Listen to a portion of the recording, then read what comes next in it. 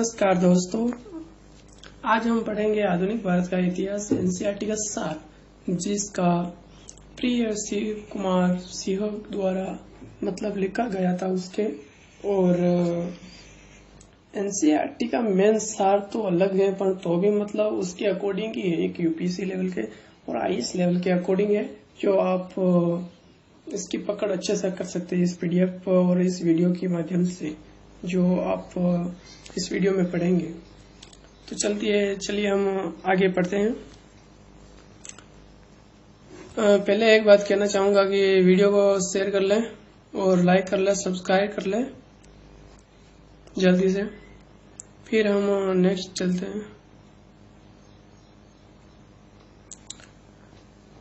ठीक है, आगे चलते हैं।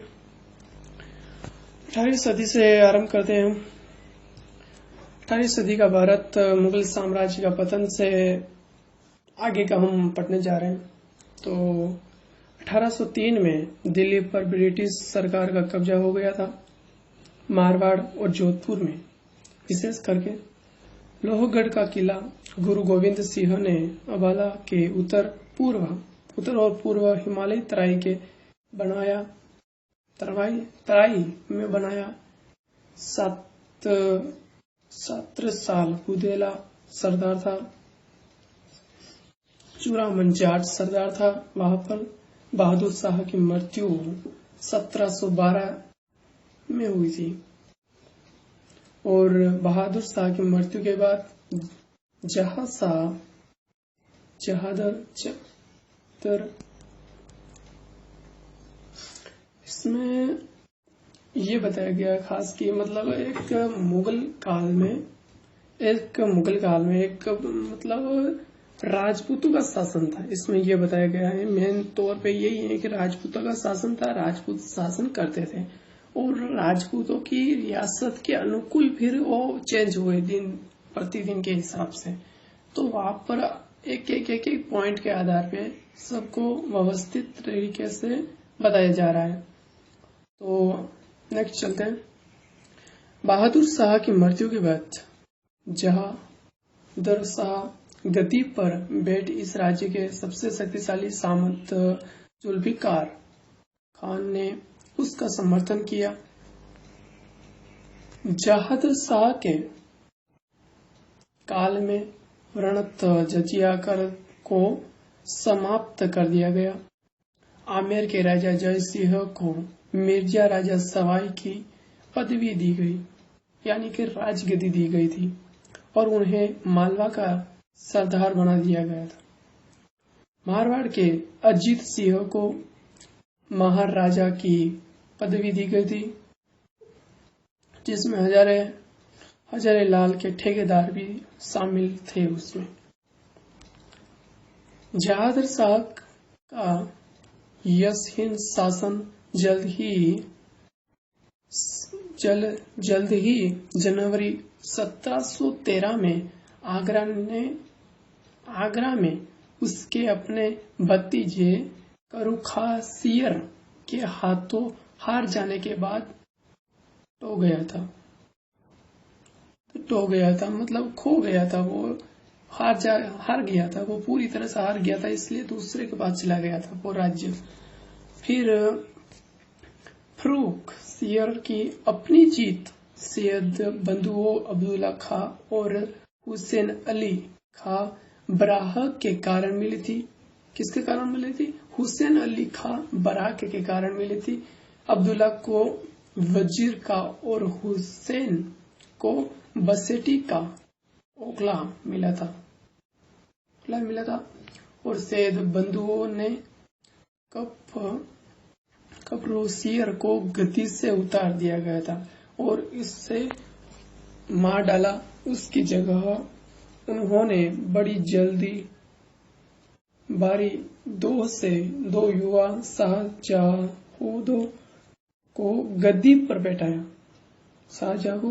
बैठाया, जो अक्षय रोग से मर गया था। अक्षय रोग यानी कि हृदय रोग भी कह सकते हो उसको, और चर्म रोग में भी दोनों शामिल होते हैं उसमें। उसके कारण उसकी मृत्यु हो गई थी। ठीक है, तो अब क्या होता है, मर गया था, तब सैयद बंधुओं ने 18 वर्षीय मोहम्मद को हिंदुस्तान का बादशाह बना दिया गया था। 1713 से 1720 तक फर्रुखासियत तथा उसके उत्तराधिकारी के शासक के अंत तक राजकीय प्रशासन में सैयद बंधुओं की चलती रही, यानी कि उसके राजवंशों की चलती रही थी।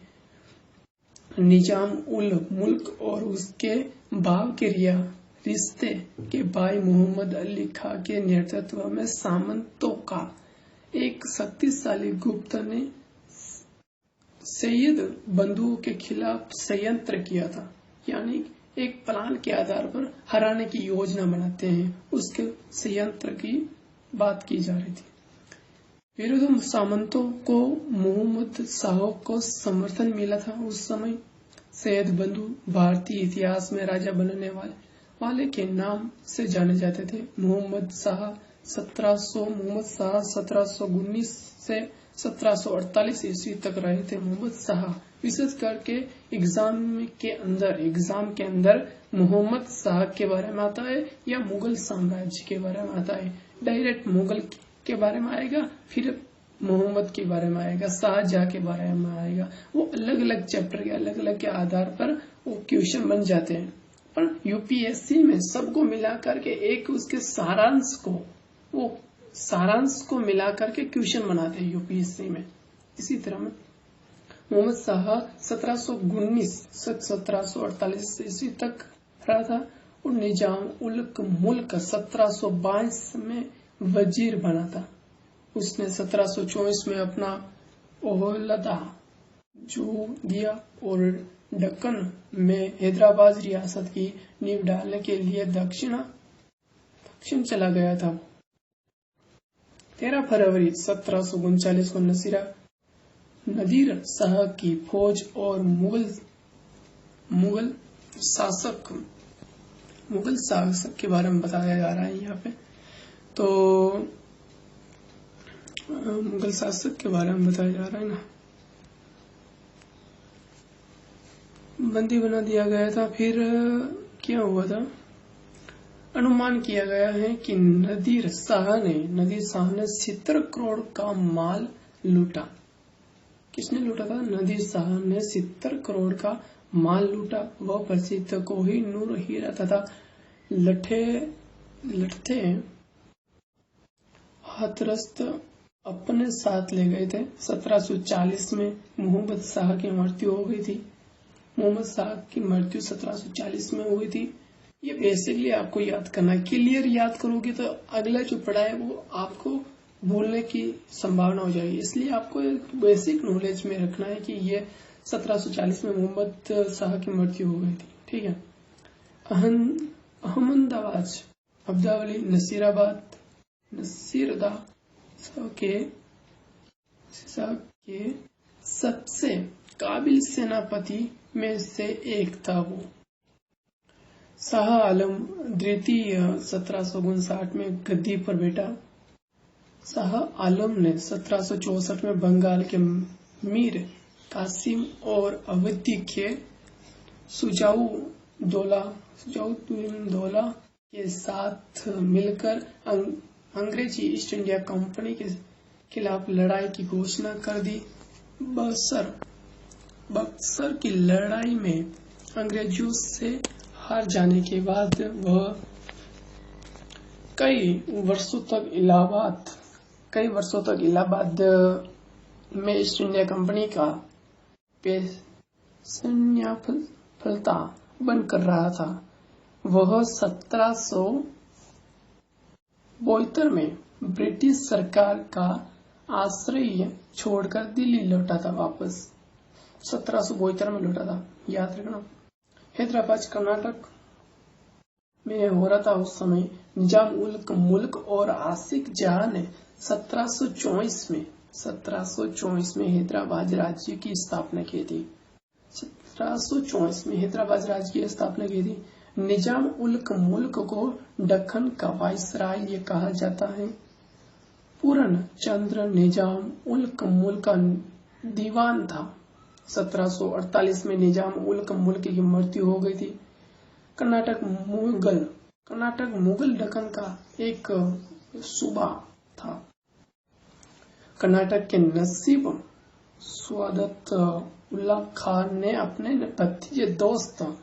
भतीजे दोस्त अली को निजाम की मजदूरी के बिना अपना उत्तराधिकारी बना दिया गया था। उस समय की बात है।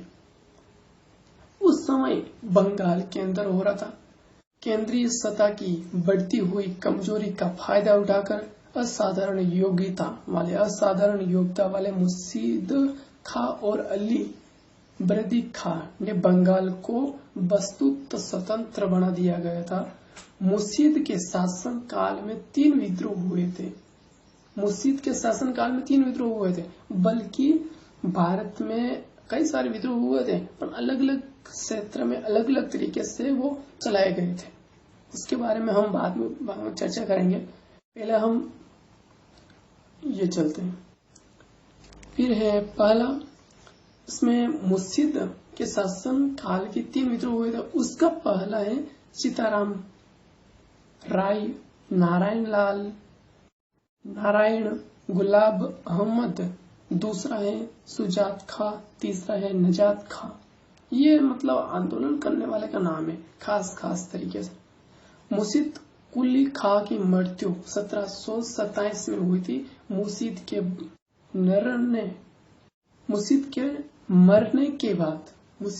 मरने के बाद उसका दामाद सुजाउद्दीन ने 1739 तक शासन किया था। मुर्शीद के मरने के बाद उसका दामाद सुजाउद्दीन ने 1739 तक शासन किया था। मुर्शीद के बाद उसका बेटा सरफराज खां गद्दी पर बैठा, जिसे उसी साल अली बर्दी खां ने हटाकर सत्ता अपने हाथ में ली। मुर्शीद ने इजारा व्यवस्था लागू की। 1756 से 1757 में सिराजुद्दौला और अंग्रेजों के बीच लड़ाई हुई थी। 1756 से 1757 तक, 56 से 57 के बीच, यानी पूरे एक साल तक अंग्रेजों के बीच सिराजुद्दौला के बीच में लड़ाई हुई थी। और उस समय अवध के स्वायत्त राज्य का संस्थापक संपादक खां और बुरहान उल मुल्क थे उस समय। उसे 1722 में अवधी का सूबेदार बनाया गया था। 1739 में सबादत खां की मृत्यु हो गई। सबादत खां के बाद उसका भतीजा सरकदर जंग गद्दी पर बैठ गया। सफदर जंग की मृत्यु 1754 में हुई थी। 54 में हुई थी।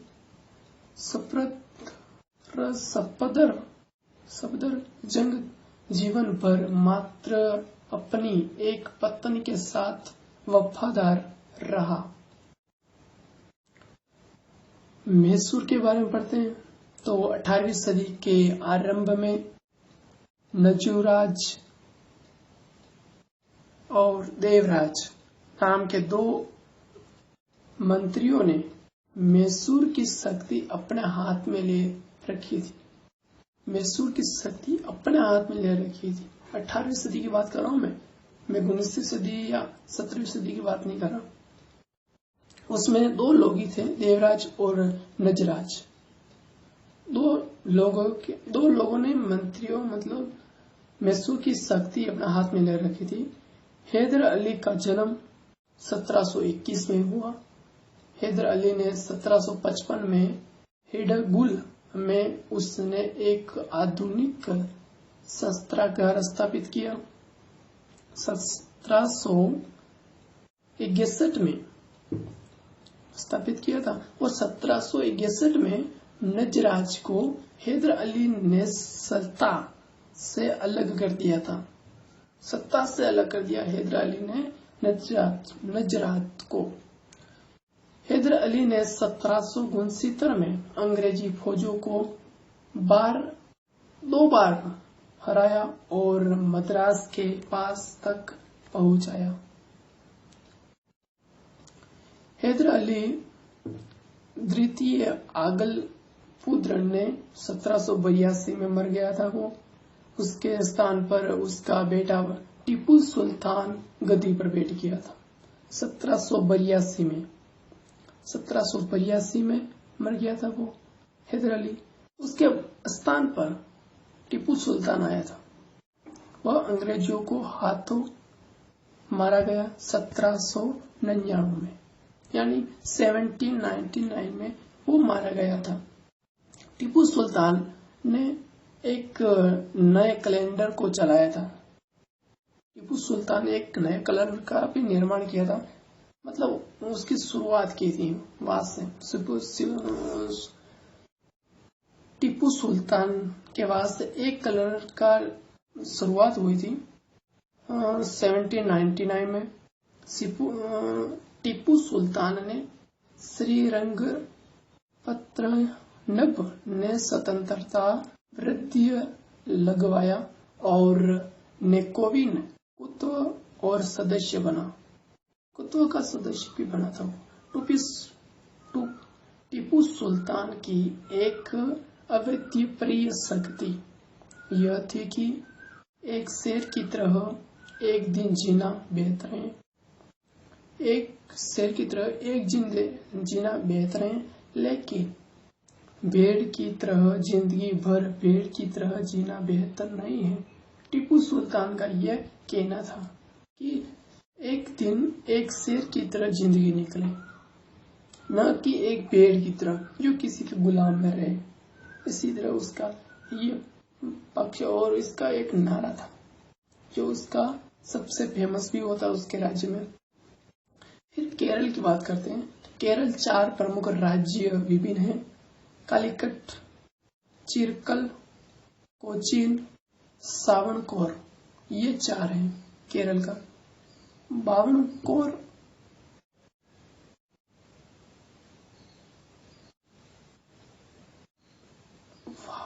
राज्य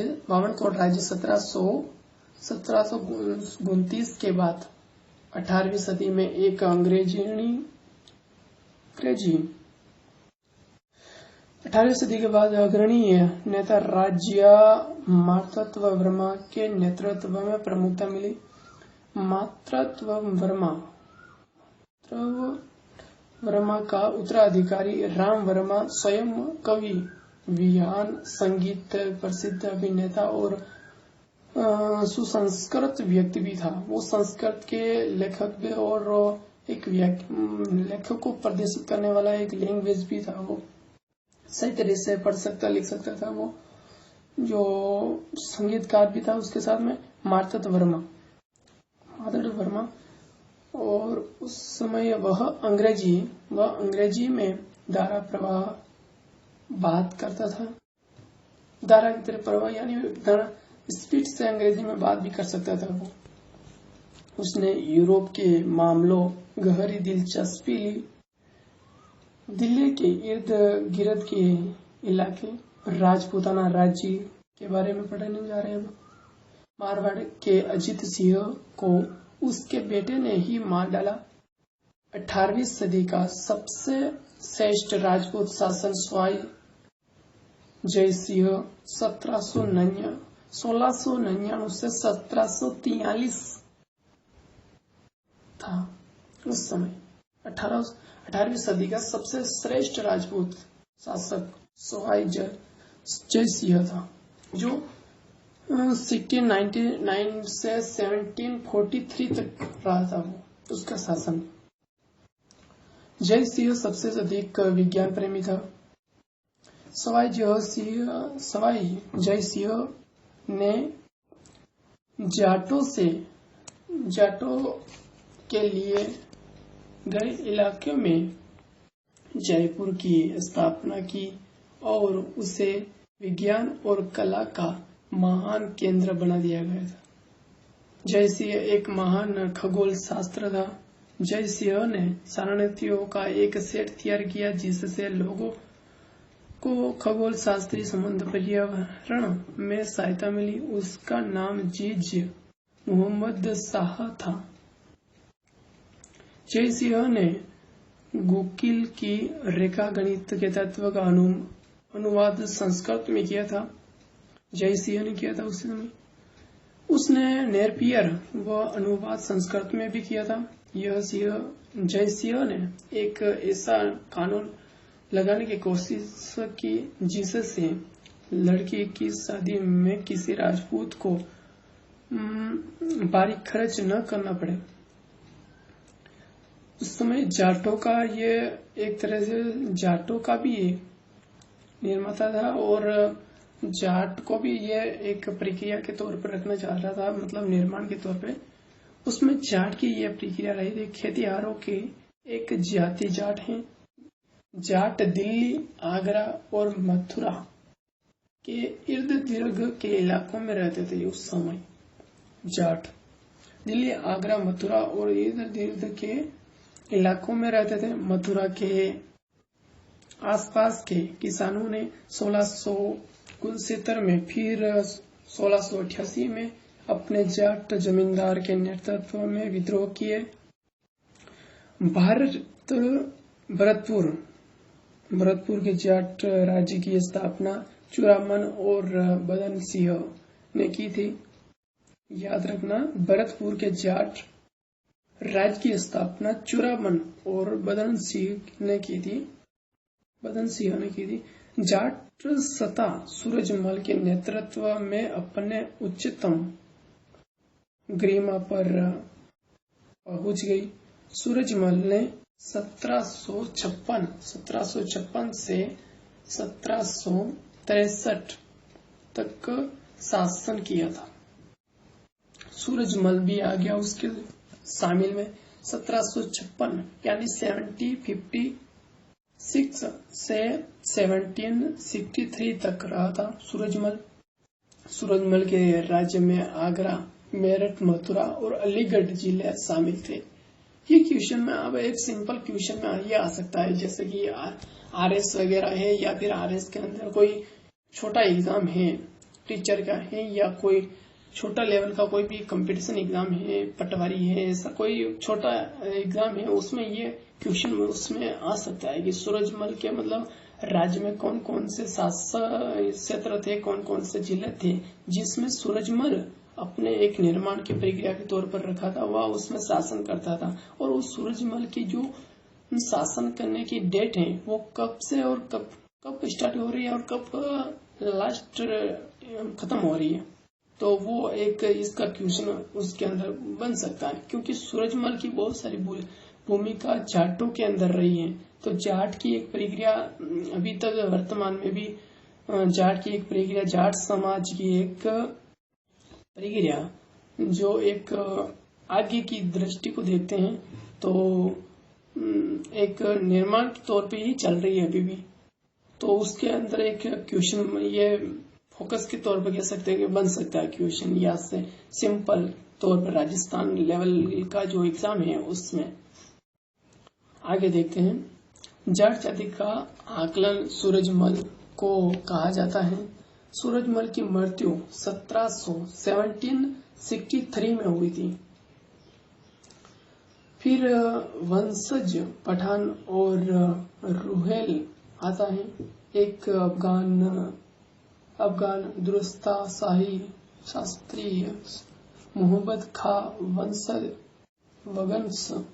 फर्रुखाबाद के इर्द गिर्द के इलाके, अलीगढ़ और कानपुर के बीच के इलाके पर फर्रुखसियर और मोहम्मद शाह के शासनकाल में अपना अधिकार कायम किया था उसने। और अलीगढ़ मोहम्मद खान ने रुठेल खंड नामक राज्य की स्थापना की। यह राज्य हिमालय की तराई में दक्षिण में गंगा और उत्तर में हुमायूं की पहाड़ियों तक फैला था।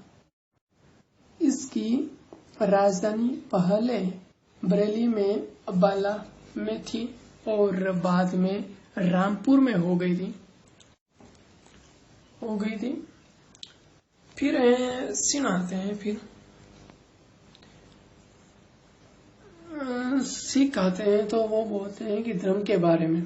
तो सिख गुरु नानक जी ने 15वीं शताब्दी में चलाया था। गुरु नानक जी ने चलाया था। सिख धर्म का इतना नहीं आता है क्वेश्चन में, तो भी मतलब गुरु नानक जी के टारगेट करते हैं तो गुरु नानक जी को ध्यान में रखना है कि गुरु नानक जी ने क्या क्या किया है। तो एक 15वीं सदी में आए थे गुरु नानक जी, और सिख धर्म को भी उसमें शामिल कर लेना चाहिए। एक लड़ाकू समुदाय के लिए रूप में सिखों को बदलने का काम गुरु हरगोविंद और 1606-1645 ने आरंभ किया। अपने वंशज और आखिरी गुरु गोविंद सिंह 1664 से 1708 के नेतृत्व में सिख एक राजनीतिक और फौजी ताकत बने थे। गुरु गोविंद सिंह बहादुर शाह के साथ दक्खन गए थे, जहां उन्हें एक पढ़न ने विश्वासघात कर मार डाला गया था। विश्वासघात के जरिए वो मारा गया था। गुरु गोविंद सिंह मारा गया था गुरु गोविंद के बाद उसका विश्वास पात्र वंदा सिंह ने के हाथों में सत्ता आ गई और वंदा सिंह को 1715 में पकड़ लिया गया था और उसका कत्ल कर दिया गया था। गुरु गोविंद के बाद में बदा सिंह के हाथ में आता है 1715 में शासक। उसकी फिर वापस कत्ल के जरिए उसको भी धोखाधड़ी से उसकी मृत्यु कर दी जाती है। और फिर आता है रणजीत सिंह के अधीन पंजाब रणजीत सिंह का अधीन था, उसमें उसका शासन था 18वीं सदी में। तो अंत में कुचर चक्रिया मिसल में प्रधान रणजीत सिंह ने प्रमुखता प्राप्त कर ली। धर्म प्राण सिंह होते हुए भी यह कहा जाता है कि अपने सिंहासन से उतारकर मुसलमान फकीरों की पैरों की धूल अपनी लंबी सफेद दाढ़ी से झाड़ते थे। ये कहा जाता है, ये एक प्रमाणिक तौर पे नहीं हो सकता कि मुसलमान एक धर्म प्राणी सिंह के होते हुए भी यह कहा जाता है कि सिंहासन से उतरकर मुसलमान फकीरों की पैरों की धूल अपनी लंबी सफेद दाढ़ी से झाड़ते थे। ये सिर्फ नॉर्मली कह सकते हैं, मतलब ये सत्य नहीं हो सकता है। हाँ, ये परंपरा थी पर एक लिखित और प्रमाणिक तौर पे नहीं थी। वो परंपरा तो थी पर लिखित और प्रमाणिक तौर पे नहीं थी। आगे चलते हैं। तो मराठा शक्ति का उत्थान और पतन कैसे हुआ था उसके बारे में बात करने जा रहे हैं। शिवाजी के पोते शाहू को औरंगजेब ने 1689 से कैद कर लिया। शिवाजी के पोते शाहू को औरंगजेब ने 1689 में कैद कर रखा था। शाहू को 1707 में शिवाजी की मृत्यु के बाद रिहा कर दिया गया। फिर जल्द ही शाहू और उसकी चाची ताराबाई के बीच गृह युद्ध छिड़ गया था। शिवाजी और उसमें ये गृह युद्ध यहाँ से छिड़ा था, या कि मतलब 1707 में छेड़ दिया गया था गृह युद्ध। शाहू को 1707 में शिवाजी की मृत्यु के बाद रिहा कर दिया गया था और फिर जल्द ही शाहू और उसकी चाची ताराबाई के बीच गृह युद्ध छिड़ गया था। शिवाजी की मृत्यु के बाद में जल्द ही शाहू और उसकी चाची ताराबाई के बीच गृह युद्ध छिड़ गया था। ताराबाई ने अपने पति राजाराम के मरने के बाद अपने बेटे शिवाजी द्वितीय के नाम से मुगल विरोधी संघर्ष 1700 में चलाया था। ताराबाई ने अपने बेटे शिवाजी द्वितीय के नाम से मुगल विरोधी संघर्ष 1700 में चलाया था। शाहू ने बालाजी को 1713 में मूर्ण प्रधान का पेशवा बनाया था। 1713 में बनाया था। बालाजी विश्वनाथ 1719 में सैयद हुसैन अली खां के साथ दिल्ली गया और प्रोकासियर का तत्वा पलटने में सैयद बंधुओं का साथ दिया था। बालाजी विश्वनाथ 1720 में मर गया था। बालाजी के बाद उसका 20 वर्षीय पुत्र बाजीराव, बालाजी का पुत्र बाजीराव प्रथम पेशवा बना था। बाजीराव को शिवाजी के बाद गोरिल्ला युद्ध का सबसे बड़ा प्रतिपादक माना गया है। बाजीराव प्रथम 1740 में मर गया था। बाजीराव भी आया था और गया था। मतलब सब आते और जाते मतलब उसकी एक सिर्फ उसके मतलब क्या करके गए वो लोग, वो अपन को सिर्फ याद करने हैं कि मतलब जैसे कि अभी आया था कि मतलब बालाजी के बाद उसका 20 वर्षीय पुत्र बाजीराव प्रथम पेशवा बना था और बाजीराव को शिवाजी के बाद गोरिल्ला युद्ध का सबसे बड़ा प्रतिपादक माना गया था। तो मतलब उसका ये मतलब कर सकते हैं कि प्रतिपादक मतलब गोरिल्ला के युद्ध मतलब एग्जाम के अंदर टारगेट कर सकते हैं, गोरिल्ला युद्ध को टारगेट कर सकते हैं एग्जामिनर। बाजीराव प्रथम 1740 में मर गया था। बाजीराव प्रथम 1740 में मर गया था। बाजीराव ने 1733 में जंजीरा के सिद्धियों के खिलाफ एक लंबा और शक्तिशाली अभियान चलाया था। 1733 में बाजीराव की मृत्यु के बाद बाजीराव का 18 साल का पुत्र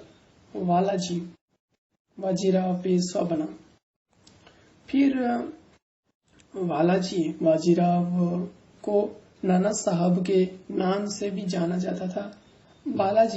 बाजीराव 1740 से 1761, ये याद रखना, बाजीराव 1740 से 1761 तक पेशवा रहा।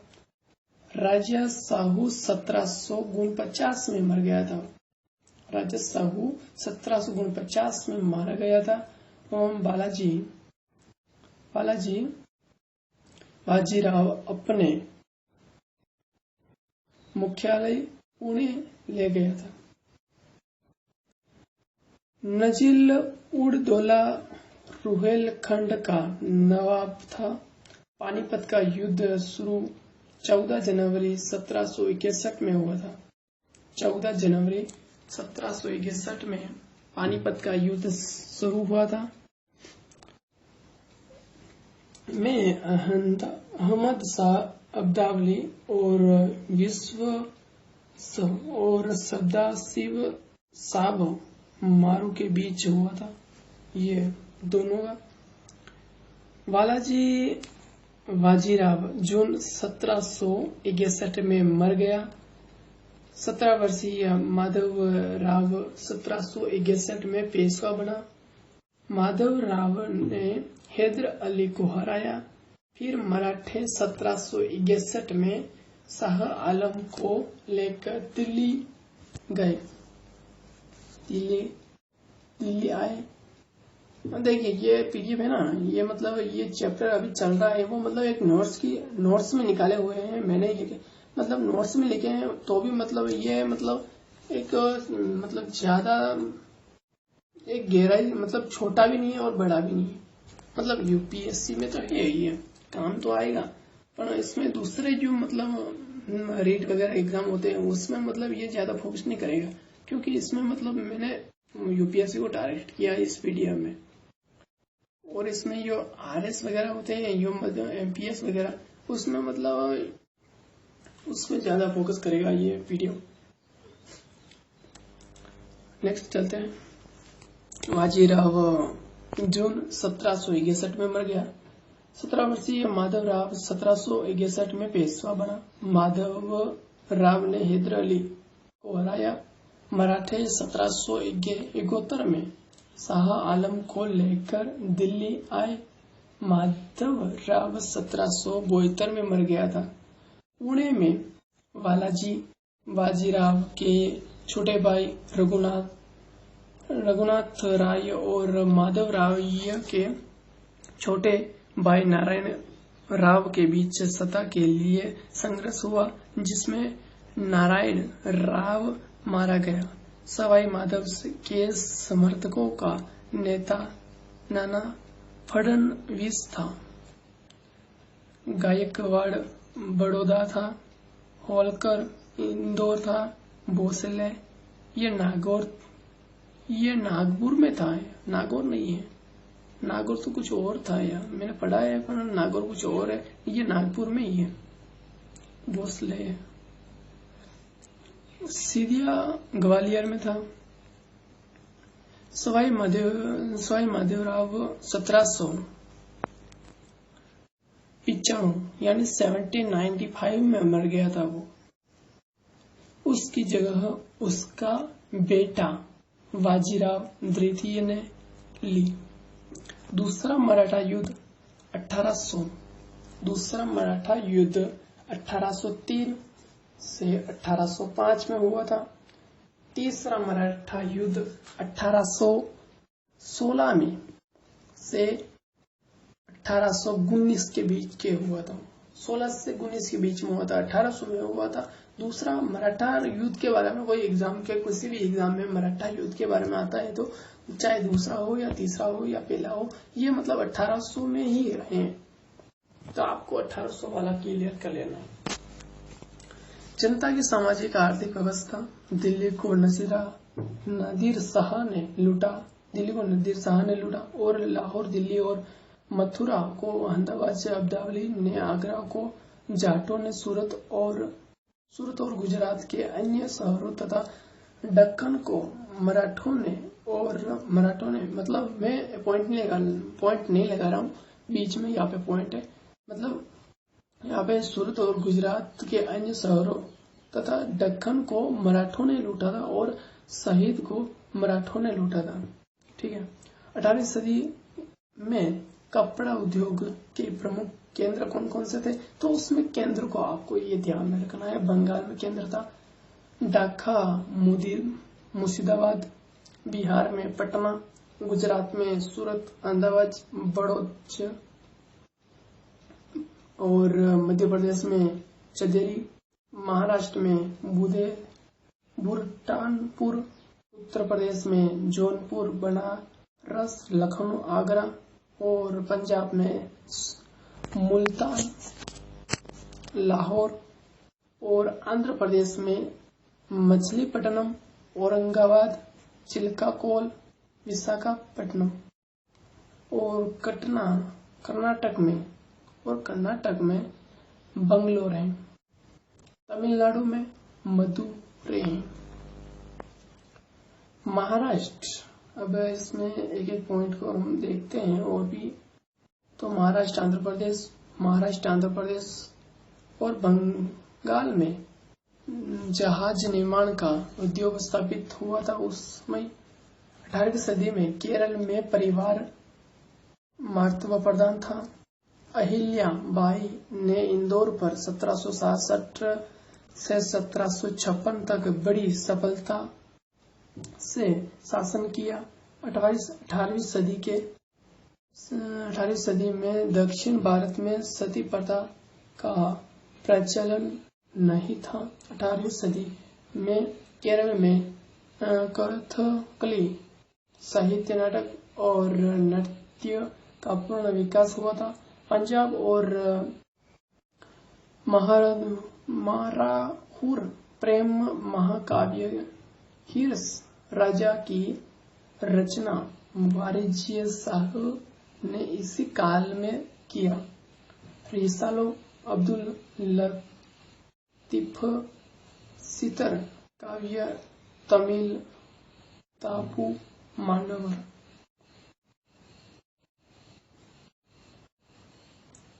भारत में यूरोपियों का प्रवेश और अंग्रेजों की विजय किस प्रकार से होती उसके बारे में अभी है। भारत में यूरोपियों का प्रवेश और अंग्रेजों की विजय। स्पाइस आइसलैंड और मसाले के द्वीप को पहले ईस्ट इंडिया के नाम से जाना जाता था। 1794 में स्पेस का कोलंबस भारत की खोज करने निकला था और वह अमेरिका की खोज कर बैठा था। कोलंबस 1494 में, ठीक है। 1498 में पुर्तगाल के वास्को डिगामा ने यूरोप से भारत तक एक नया और पूरी तरह से समुद्र मार्ग ढूंढ निकाला। वह केप ऑफ गुड होप होते हुए अफ्रीका का पूरा चक्कर लगाकर कालीकट पहुंच गया। इसमें ध्यान रखना है कि एक वास्को डिगामा है और ये कब आए और कौन कौन से हैं यूरोपियन प्रेरित, मतलब आगमन में कौन सबसे पहले रहा है, ये आपको ध्यान में रखना है। 1700 कोलंबस तो आए थे 1494 को और 1498 को आए थे पुर्तगाल वास्को डिगामा आए थे, ये आपको ध्यान रखना है। कालीकट बेटा खोज और भारत में पुर्तगालियों ने कोचीन वास्को डिगामा। भारत में पुर्तगालियों मेन इसका सारांश यही है कि सबसे पहले वास्को डिगामा और ये पुर्तगालियों, मतलब ये पहले सब नाव के जरिए आते जाते थे और कोई मतलब मैप वगैरह कोई सैटेलाइट वगैरह इतना आविष्कार नहीं था वहां पे उस समय, कोई मतलब टेक्निकल ज्यादा कोई प्रभाव नहीं था, तो मतलब एक अंदाज के जरिए चलते थे वो। तो वास्को डिगामा के नाम सबसे आगे रहेगा। तो अभी कालीकट पहुंचा। भारत में पुर्तगालियों ने कोचिंग, गोवा, इंडियो और दमन ने अपने व्यापारिक केंद्र खोले। गोवा पर 1510 में अधिकार करने वाला अल्फासी की अलफुर्क जो वाइसराय था तब फारस की खाड़ी में स्थिर हरमुज से लेकर मलाया मेरी स्थिति मलकटा से लेकर और इंडोनेशिया में स्पाइस आइसलैंड और एरिया के पूरे समुद्र तट पर पुर्तगालियों ने अधिकार जमा लिया। 1602 में उच्च ईस्ट इंडिया कंपनी की स्थापना हुई। 1602 में ऊंचों में पश्चिमी भारत में गुजरात की सूरत, बड़ौच के बे और अहमदाबाद, केरल के कोचीन, मद्रास और नागापत्तनम, आंध्र के मुसलीपत्तनम, बंगाल के कोनसुरा, बिहार के पटना और उत्तर प्रदेश के आगरा नगरों में व्यापार केंद्र खोले गए थे। उस समय 1599 में मंदिर एड्रेस से दिखाई नहीं दे रहा, तो अभी मतलब राउस नाम से जाने वाले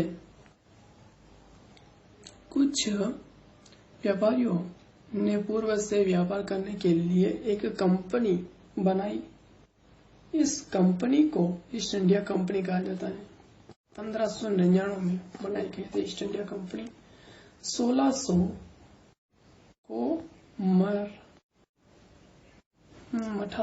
महारानी एलिजाबेथ ने एक चार्टर के द्वारा चार्टर के द्वारा पूर्व से व्यापार करने का एक मात्र अधिकार दे दिया था।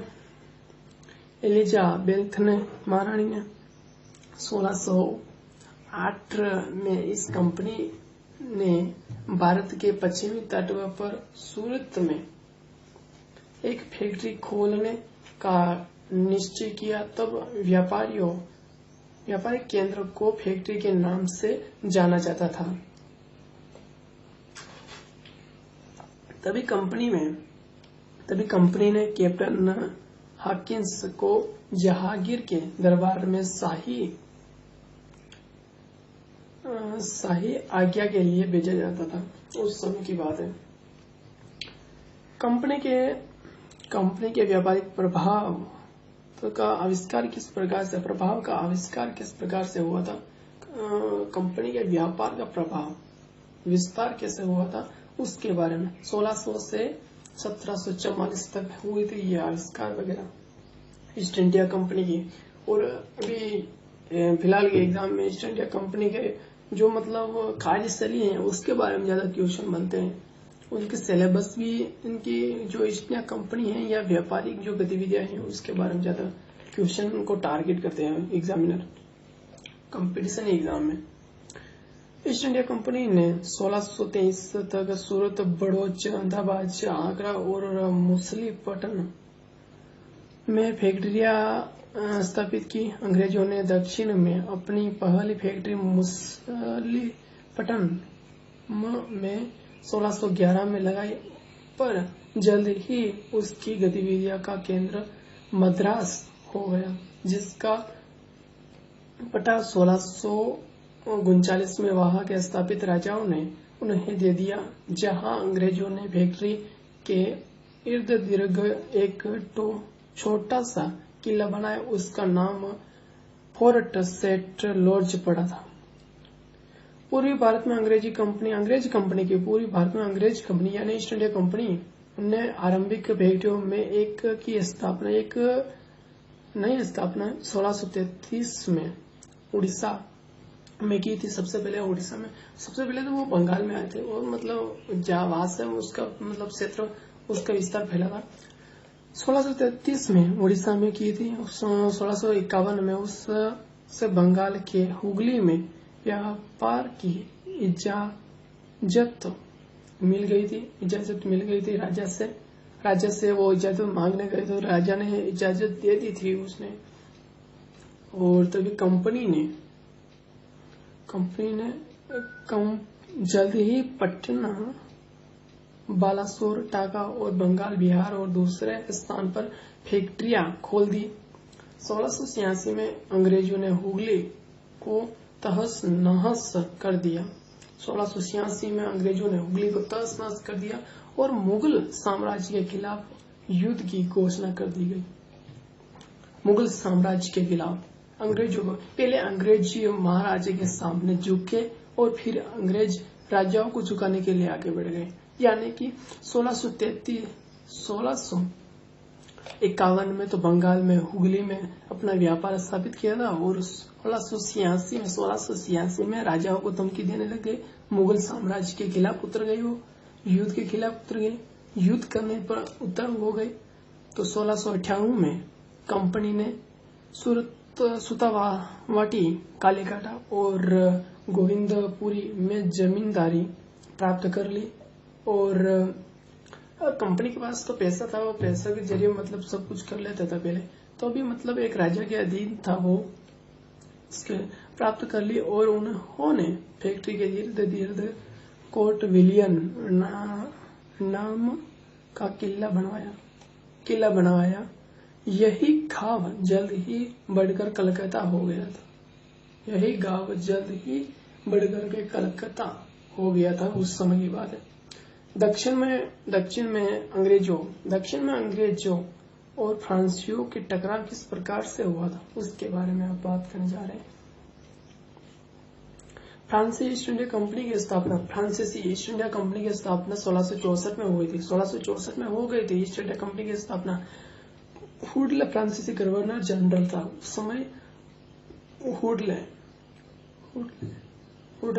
फ्रांसीसी गवर्नर जनरल था। कर्नाटक ने चांदा साहब ने नवाब के खिलाफ षड्यंत्र करना प्रारंभ कर दिया और हैदराबाद ने इजाम उल मुल्क और आसन जहां के मरने पर उसके बेटे नसीर जंग और मुजफ्फर जंग ने सुता के लिए गृह युद्ध छिड़ गया।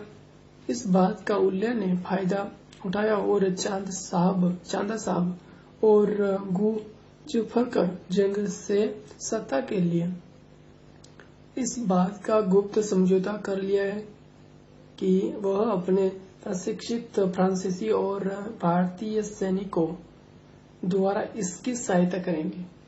1749 में चांदा साहब, मुजफ्फर जंग और हुडले ने मिलकर अबूर के युद्ध में अनवारुद्दीन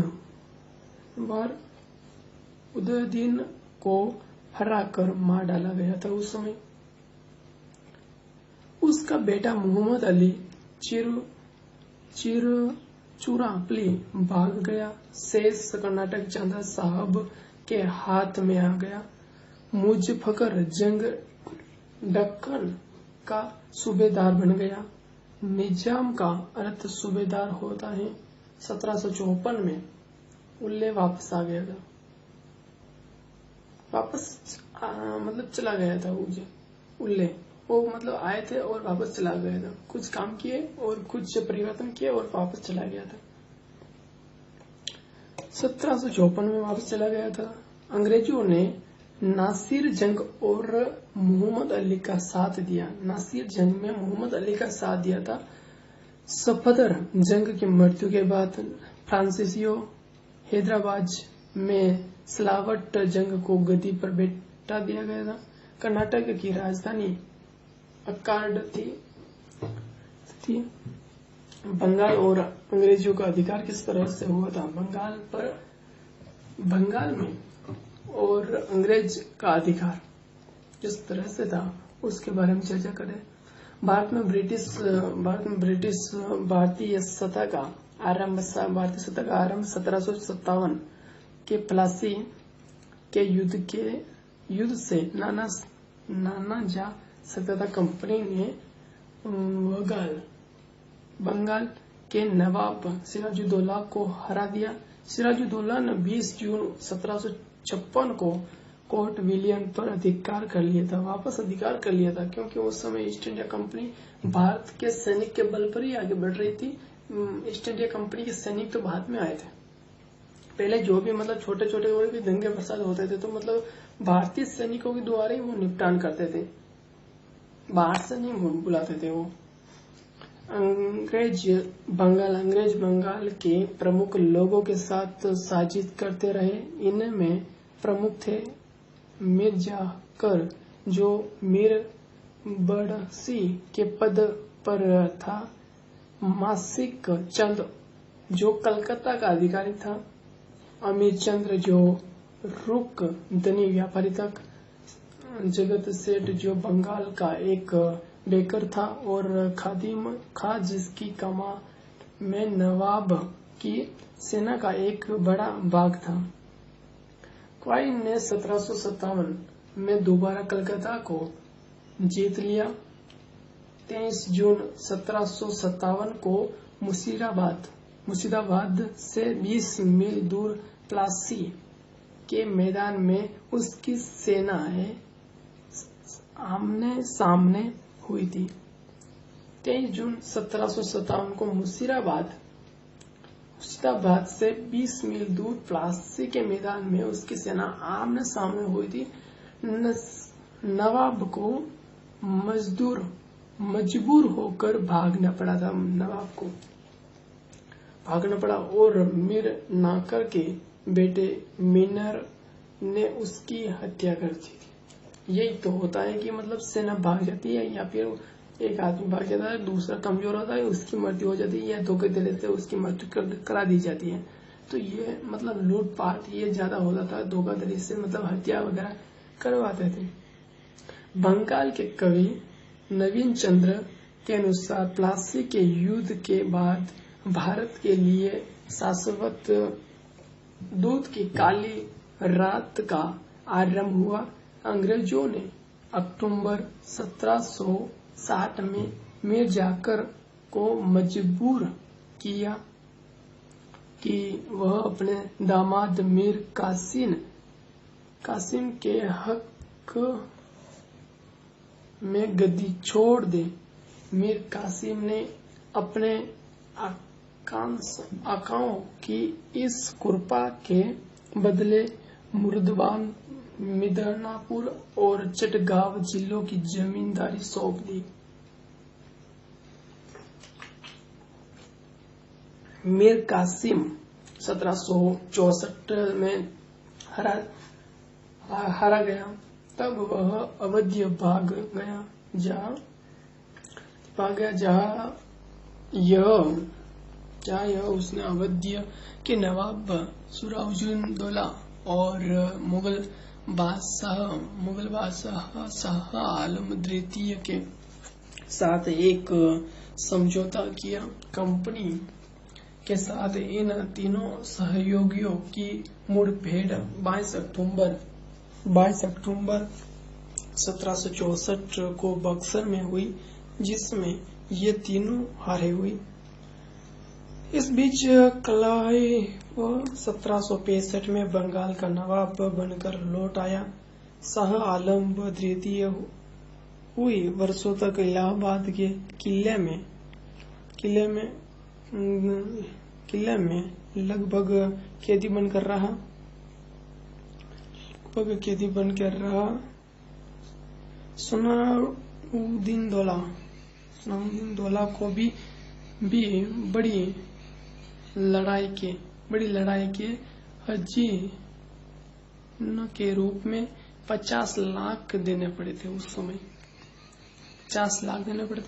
वारेन हेस्टिंग्स 1772 से 85 तक रहा था। 72 से 85 तक रहा था और कारण वाली 1786 से 93 तक रहा था। वो युद्ध भी हुआ था। 1767 में मैसूर का युद्ध हैदर अली और निजाम उल मुल्क अंग्रेज प्रथम ओलंग मराठा युद्ध 1782 वारेन हेस्टिंग सलवाई की संधि 1782 शांति संधि 1784 टीपू और हेस्टिंग श्रीपट्टनम में हुई संधि के अनुसार टीपू ने अपना राज्य अंग्रेजों और उसके सहयोगियों को दे दिया और 990 लाख रुपए हजार भी दिए थे उसने। हजाना मतलब एक कर्ज के रूप में देते हैं। वो भी प्राचीन काल से ही देते रहते हैं। लॉर्ड वेलेस्ली के काल में अंग्रेजों का प्रसार हुआ था। 1798 से 1805 तक रहा था। उसमें सहायक संधि भी हुई थी। सहायक संधि प्रथा की नीति के अनुसार किसी सहयोग अखिल राज्य के शासक को ब्रिटिश सेना अपने राज्य में रखनी पड़ती थी तथा उसके रखरखाव के लिए अनुदान देना पड़ता था। सहायक संधि के अनुसार आमतौर पर भारतीय शासक को यह भी मानना पड़ता था कि वह अपने दरबार में एक ब्रिटिश रेजिडेंट रखेगा। अंग्रेजों की स्वीकृति के बिना किसी और यूरोपीय को अपनी सेवा में नहीं रखेगा और गवर्नर जनरल से सलाह किए बिना कोई वार्ता नहीं करेगा। इसके बदलते अंग्रेज उल शासक को दुश्मनों से रक्षा इससे बचाव देते थे। लॉर्ड वेलेस्ली ने 1798 और 1800 में सहायक संधि की। वेलेस्ली ने 1801 में अवध के नवाब को सहायक संधि के लिए मजबूर किया था। वेलेस्ली मैसूर, कर्नाटक और सूरत के साथ और भी कड़ाई से पेश आया था। टीपू सुल्तान के बारे में बहुत कुछ आया था। मैंने पहले भी बोला था कि बहुत कुछ किया है उसने, लंबा जाट समुदाय के लिए भी किया था। टीपू सुल्तान ने एक ब्रिटिश विरोधी गठजोड़ बनाने के लिए अफगानिस्तान, अरब और तुर्की को इत भेजे। मैसूर की राजधानी श्रीरंगपट्टनम थी। 4 मई 1799 को टीपू की मृत्यु हो गई थी। 4 मई 1799 को टीपू की मृत्यु हो गई थी।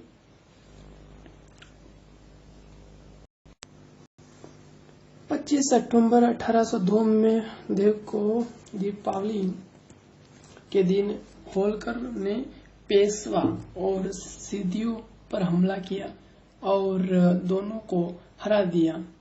तो वर्ष 1802 के अंतिम दिनों में बाजीराव द्वितीय ने सहायक संधि ही पर हस्ताक्षर कर दिया।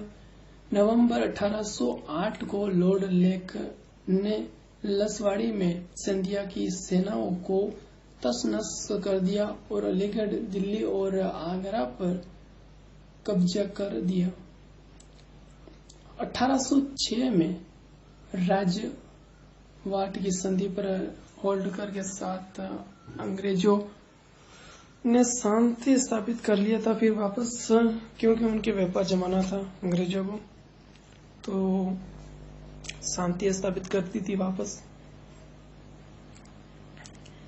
ये पीडीएफ थोड़ा मतलब है ना, पीडीएफ बड़ा है, तो अगले वाले वीडियो में इसके आगे का अब अगले वाले वीडियो में लगाएंगे।